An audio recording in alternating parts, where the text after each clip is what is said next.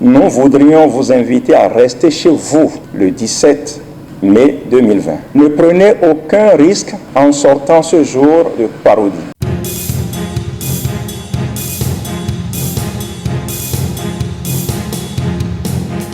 Béninois, Béninoises, très chers compatriotes, permettez-moi de remercier le président Dieudonné Nicéphore Soglo pour son engagement, sa disponibilité sans relâche aux côtés du peuple béninois pour le rétablissement de notre démocratie. Depuis l'organisation des dernières élections législatives, il a œuvré pour attirer l'attention de l'opinion nationale et internationale sur les dérives autocratiques du pouvoir de la rupture. En sa qualité de leader de la résistance démocratique nationale, il a mis en œuvre toute son expérience et son savoir-faire pour rappeler sans cesse au président dictateur et à ses valets leurs égarements monstrueux des lignes de la démocratie moderne que le peuple béninois a choisi de se donner avec la constitution originelle du 11 décembre 1990. Mesdames et messieurs, permettez-nous de saluer de façon solennelle toute la clairvoyance du président Nicéphore Soglo et celle de son épouse, l'honorable Rosine Vieira Soglo.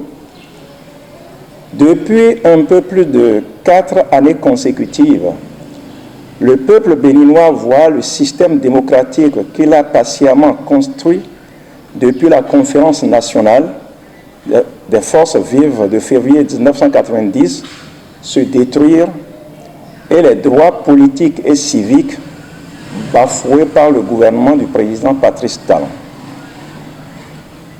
Le Parlement, représentation nationale du peuple, qui devrait rassembler tous les courants politiques de notre pays pour assurer la pluralité des pensées, est confisqué par Talon, qui a nommé ses 83 députés et les a installés manu militari, après avoir exclu les partis d'opposition et tué de nombreux concitoyens en tirant à balles réelles sur les paisibles populations. La Cour constitutionnelle et le pouvoir judiciaire ont été privatisés. Talon ayant installé à la tête de la Cour constitutionnelle son avocat personnel et en complicité avec le Parlement d'alors, a nommé tous les membres de la dite Cour. La concussion entre cette Cour et l'Assemblée de 100 a permis la révision de la loi fondamentale du pays au petit matin du 1er novembre 2019, sans aucun débat national préalable, avec l'exclusion totale de toutes les forces vives de la nation. Le code électoral a été rafistolé et a conditionné le résultat obtenu dans les circonscriptions électorales par le biais d'une liste centralisée, vidant ainsi la décentralisation de son contenu. La liste électorale a été manipulée par un cos-lépi constitué des seuls partisans de Patrice Talon. Les électeurs ignorent tout de cette liste et même l'ANT doute de sa crédibilité. Des informations reçues de l'ANT sont loin de rassurer sur la fiabilité de la dite liste. La Sénat, comme à l'accoutumée, est assujettie au pouvoir exécutif et est incapable de faire appliquer les textes mis à sa disposition par le Parlement unicolore. Les nombreuses lois chrysogènes initiées et votées sur instruction de M. Patrice Talon ont permis d'exclure des élections tous les partis de l'opposition. Ainsi, ne peuvent être candidats que ceux que M. Patrice Talon désire voir sur les listes. Les nouvelles pièces administratives comme le quitus fiscal et le certificat de conformité sont délivrées par une administration aux ordres qui ne les délivre qu'aux partisans du président de la République, même si les partis, les candidats aux élections ne remplissent pas les conditions requises. Pour preuve, les listes censées être en compétition aux prochaines élections communales présentent des anomalies que la Commission électorale nationale autonome ne relèvera jamais tant qu'il s'agira des partis du président de la République. S'agissant des élections municipales et communales pour lesquelles le corps électoral est convoqué pour le 17 mai 2020, seuls les partis uniques à 2 poules du président Talon et quelques affiliés autorisés y prendront part. Ainsi, le président tente-t-il de rattraper avec ruse l'exclusion totale qui avait caractérisé les élections législatives meurtrières d'avril 2019 pour se donner bonne conscience face à la communauté internationale. Cette fois-ci, la ruse a atteint le parti FCBE.